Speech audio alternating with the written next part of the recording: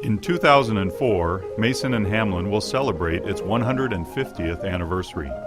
It's been an incredible 150 years, with prize-winning instruments, design innovations, respect within the industry, endorsements from the most famous virtuosos of the day, and instruments that have been prized by generations of piano owners. This is the Mason and Hamlin story.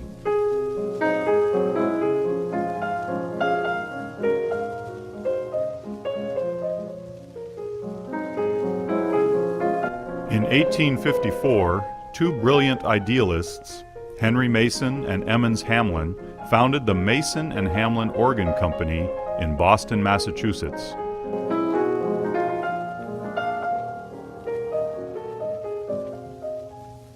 Henry Mason was a musician. He was a pianist and a member of a renowned musical family. His brother William was one of America's foremost classical pianists and composers. Their father was the famous composer and educator Lowell Mason, a visionary who was the first to bring music into the public schools of America. He was also known throughout the world as a composer and publisher of hymns, and is often called the father of American church music.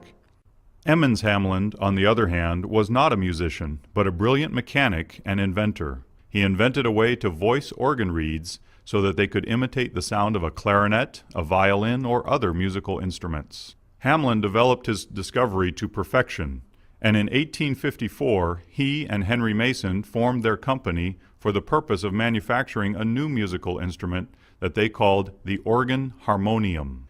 From the organ harmonium, they graduated to the American cabinet organ, a product that would earn Mason and Hamlin first prize at the Paris exhibition of 1867.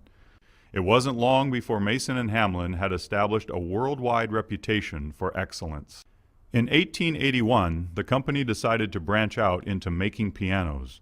Wisely, it hired brilliant designers and skilled piano builders to make Mason and Hamlin pianos. Among the designers was Richard W. Gertz, a genius who contributed many innovations to the piano industry. Among them were the duplex scale and the tension resonator, a remarkable device that was designed to maintain the crown of the soundboard for the life of a piano.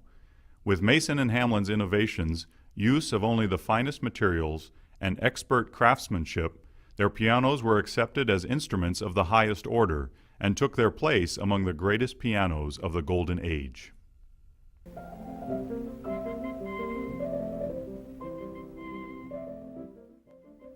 By the turn of the century, the golden age of the piano was in full force, and the most famous concert artists of the day aligned themselves with piano manufacturers.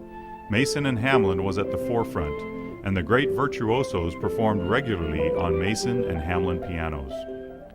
In 1909, Etude magazine reported on Mason and Hamlin artist Harold Bauer, the only piano virtuoso who was originally a concert violinist. Bauer made his debut at the age of 10. After many years of touring as a violinist, he went to Paris and studied piano for a year with the great Paderewski. Although Bauer maintained his interest in the violin, he had such great technical ability as a pianist and such a remarkable gift for interpretation on the piano that it became his instrument. The brand of piano he preferred was Mason and Hamlin.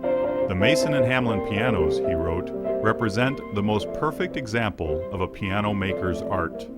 They are the most supremely beautiful instruments that I know.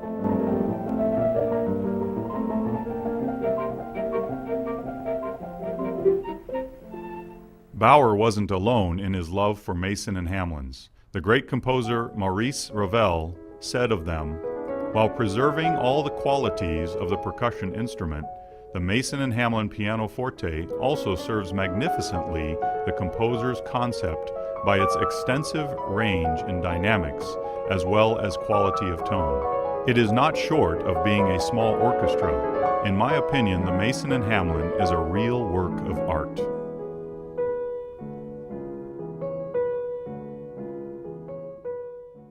The noted Chopin specialist Alexander Brailowsky testified, "As the piano is supreme among musical instruments, so I think the Mason and Hamlin is supreme among pianos."